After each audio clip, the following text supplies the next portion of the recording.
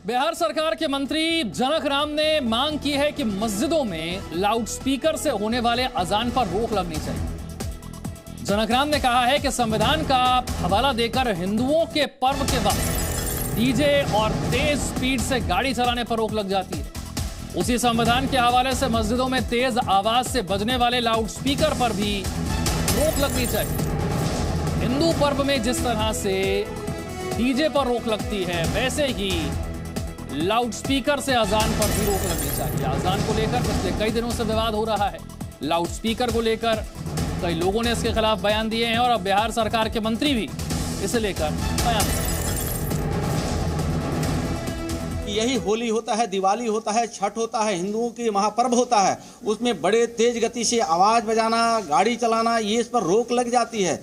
लेकिन संविधान के हवाला देने वाले लोगों को जब मस्जिदों पे लाउड स्पीकर बजता है तो पढ़ने वाले बच्चों को कहीं ना कहीं बाधाएं पहुंचती है। तो कानून जब देश का संविधान और अम्बेडकर साहब के दिए हुए संविधान के, तो बाबा साहब के हवाला दे करके संविधान की बात करके एक वर्ग को आपने कहीं ना कहीं रोक लगा देते हैं, तो मस्जिद पर भी रोक लगनी चाहिए। तो लाउडस्पीकर से अजान विवाद जो महाराष्ट्र से शुरू हुआ था वो बढ़ता जा रहा है। राज ठाकरे के बयान के बाद यह विवाद शुरू हुआ। बिहार सरकार के मंत्री ने भी लाउडस्पीकर पर रोक लगाने की मांग कर दी है। कल कर्नाटक पुलिस ने धार्मिक स्थलों को नोटिस जारी कर दिया था। अब ध्वनि को मापने के लिए मशीन हर धार्मिक स्थल पर लगाई जाएगी। और यूपी में अजान के शोर का विरोध पहले ही हो रहा है। तो कैसे जो महाराष्ट्र से विवाद शुरू हुआ, राज ठाकरे ने जिस मुद्दे को उठाया वो बिहार, कर्नाटक और यूपी तक भी पहुंच गया है। ये चार तस्वीरें आपके सामने।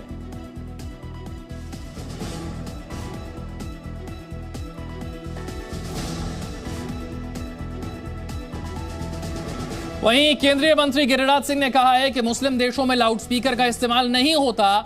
तो केंद्रीय मंत्री प्रहलाद जोशी ने कहा है कि कोर्ट के फैसले का पालन होना चाहिए। जो बड़े बड़े मुस्लिम राष्ट्र हैं वहां भी अजान के लिए इतने बड़े लाउड स्पीकर जो पूरा सबकी नींद हराम कर दे, ऐसे लाउड स्पीकर नहीं यूज करते। जो कोर्ट ऑर्डर है वो किसी भी के पक्ष में हो और किसी भी के विरोध में, सबको पालन करना पड़ेगा, इतना ही मैं बताता हूं।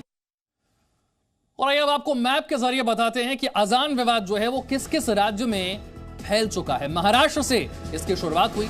आपको याद होगा राज ठाकरे ने इस मुद्दे को सबसे पहले उठाया, फिर यह पहुंच गया बिहार तक। अभी हमने आपको बिहार सरकार के मंत्री का बयान सुनवाया। उत्तर प्रदेश में भी इसे लेकर पहले ही विरोध हो रहा है और कर्नाटक में भी बयानबाजी इसे लेकर सामने आ रही है। यानी कि महाराष्ट्र से शुरू हुआ विवाद यूपी, बिहार और कर्नाटक तक भी जा पहुंचा है। वहीं मुख्तार अब्बास नकवी ने कहा है कि ध्वनि प्रदूषण पर राजनीति ये समाज के लिए सही नहीं। दुष्यंत गौतम ने कहा है कि शोर मचाकर लोगों को जगाने की कोई जरूरत नहीं।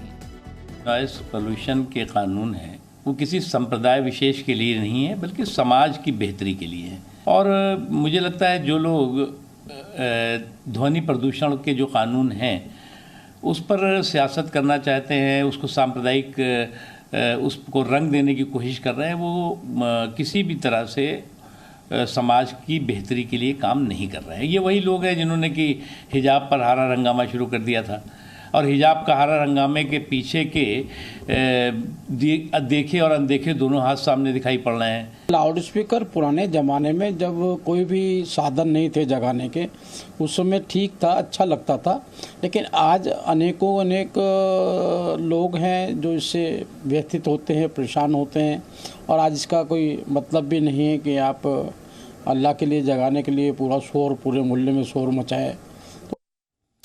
तो इस विवाद की जरा पूरी टाइमलाइन आपको समझाते हैं, घटनाक्रम समझाते हैं, कैसे विवाद शुरू हुआ, कैसे इसे लेकर बयानबाजी पूरे देश में हो रही है। 2 अप्रैल को इस विवाद की शुरुआत हुई जब राज ठाकरे ने लाउडस्पीकर पर अजान का विरोध किया था। राज ठाकरे ने सबसे पहले इस पर बयान दिया, इसका विरोध किया। फिर 3 अप्रैल को कई जगहों पर अजान के विरोध में हनुमान चालीसा बजाई गई। कहा गया कि अगर लाउडस्पीकर पर अजान बजेगी तो फिर लाउडस्पीकर पर हनुमान चालीसा भी बजाया जाएगा। 6 अप्रैल को कर्नाटक पुलिस ने धार्मिक स्थलों को नोटिस जारी कर दिया और कहा कि नियमों का उल्लंघन अगर होता है तो फिर कार्रवाई की जाएगी। 6 अप्रैल को ही अनुराधा पौडवाल ने लाउडस्पीकर पर बैन की मांग की। 7 अप्रैल को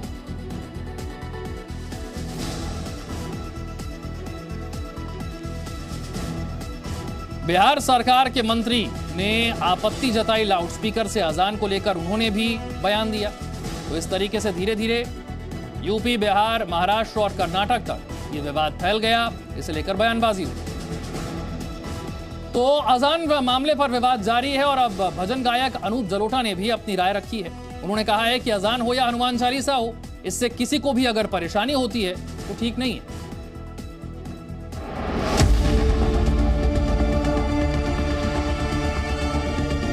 मस्जिद से अजान पर सियासी घमासान जारी है। पहले मस्जिदों में लाउडस्पीकर बंद करने की राज ठाकरे की चेतावनी, फिर कर्नाटक में मस्जिदों से तेज आवाज में अजान के खिलाफ हिंदू संगठनों का गुस्सा फूट पड़ा। मस्जिदों से लाउडस्पीकर उतारने की मांग उठने लगी। देश के कई हिस्सों में अजान पर विवाद हो रहा है। कुछ लोग लाउडस्पीकर हटाए जाने की मांग का समर्थन कर रहे हैं तो कुछ इसके विरोध में हैं। अब भजन सम्राट अनूप जलोटा ने इस मुद्दे पर अपनी बात रखी है।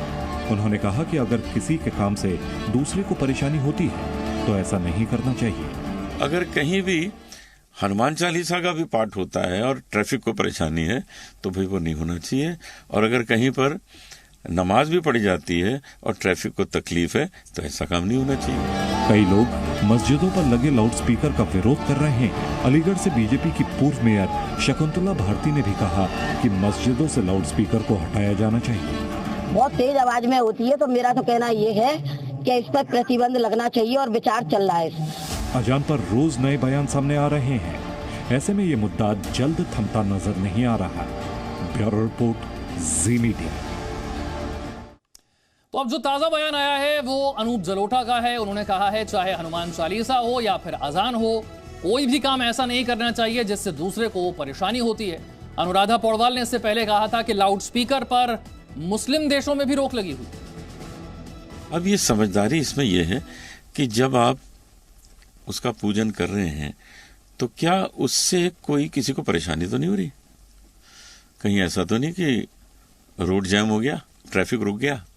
अगर ये चीजें हो रही हैं तो उस पूजा से तो विघ्न होने वाला है, उस पूजा से कोई लाभ तो मिलने वाला है नहीं, क्योंकि दूसरे को सैकड़ों लोगों को उससे तकलीफ पहुंच रही है। तो अगर कहीं भी हनुमान चालीसा का भी पाठ होता है और ट्रैफिक को परेशानी है तो भाई वो नहीं होना चाहिए। और अगर कहीं पर नमाज भी पढ़ी जाती है और ट्रैफिक को तकलीफ है तो ऐसा काम नहीं होना चाहिए।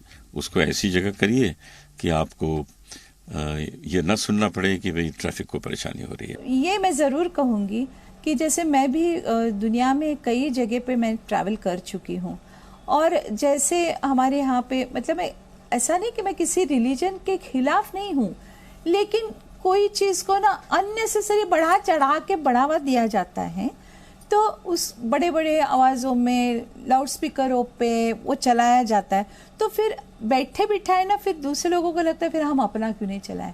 और जबकि मैं बताऊं आपको, मैं मिड ईस्टर्न कंट्रीज में भी जा चुकी हूँ, आपको ये कहीं नहीं सुनाई देता। इट्स बैंड, वहाँ पे बैंड है। तो जहाँ उनके अपने देशों में बैंड है तो यहाँ पे क्यों?